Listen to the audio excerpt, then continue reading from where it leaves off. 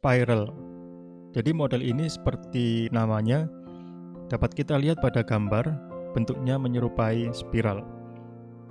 Model spiral ini pertama kali diperkenalkan oleh Bohm pada tahun 1988, di mana pada dasarnya model spiral ini dia merupakan kombinasi antara prototyping dan waterfall.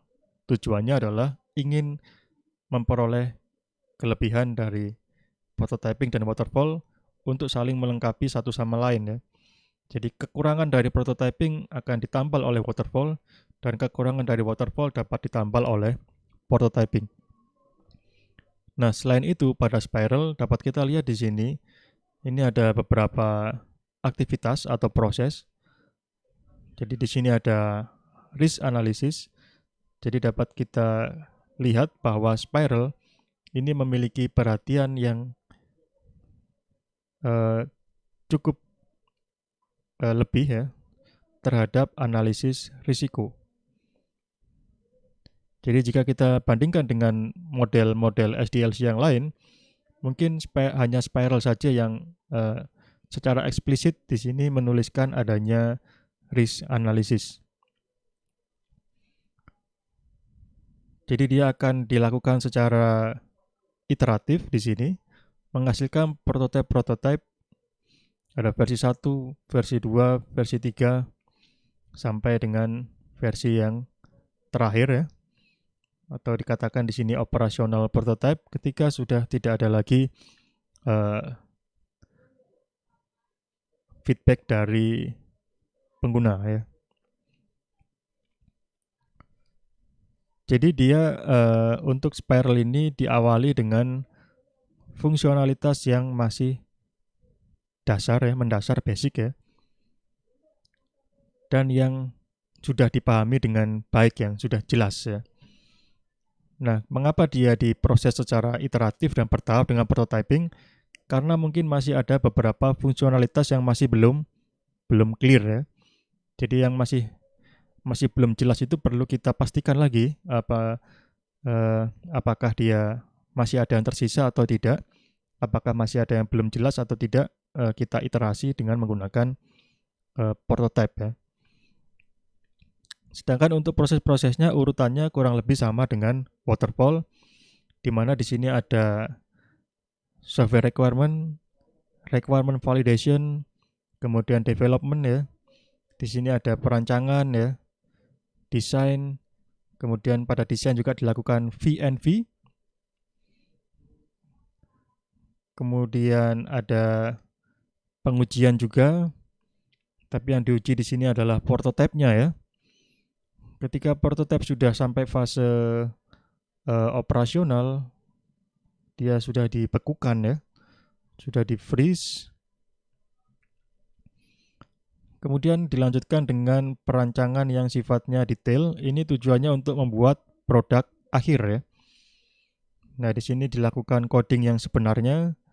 Kemudian setelah itu diuji bertahap mulai dari unit test, kemudian integration test, sampai dengan acceptance test ya. Kemudian di sini ada proses implementation. Jadi mungkin di sini implementation yang dimaksud adalah mengimplementasikan kepada pengguna atau deployment ya. Bukan implementation dalam bentuk construction. Karena construction di sini masuk pada coding di sini ya. Jadi dalam rekayasa perangkat lunak ini ada beberapa istilah yang mungkin berbeda-beda jika kita menggunakan referensi yang berbeda ya.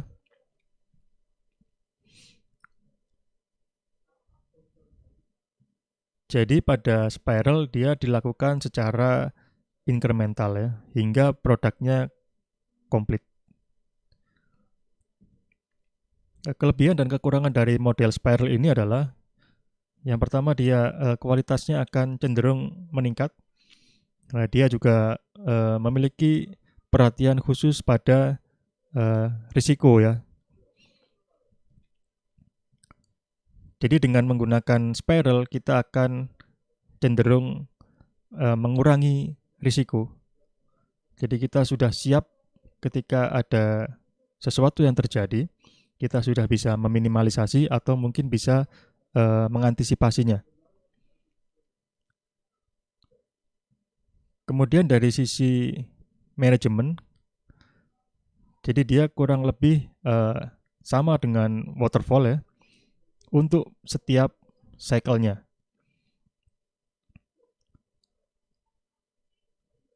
Kemudian karena dia berbasis prototyping, kita akan mendapati feedback dari pengguna secara dini ya, dan sering. Jadi ini kelebihan dari spiral yang diperoleh dari prototyping yang dia gunakan.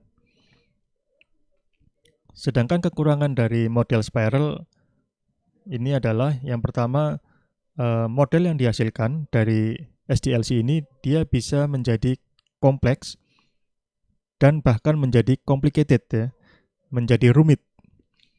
Dia menjadi lebih rumit dari yang seharusnya ya. Ini berpotensi seperti itu.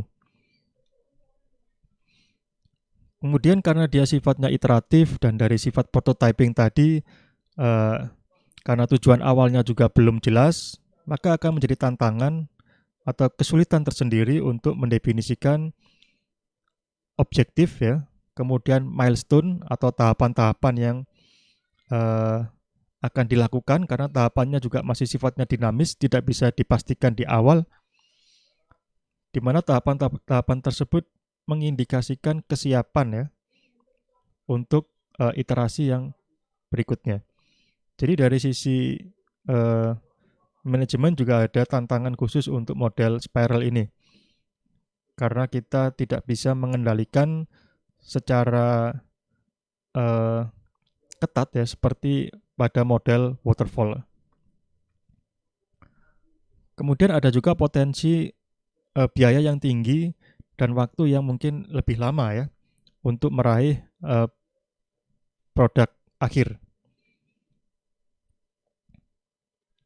Kemudian spiral butuh keahlian untuk melakukan asesmen terhadap risiko. Ini yang mungkin pada beberapa tim software engineer mungkin ada mungkin hanya sedikit saja yang paham tentang risk assessment.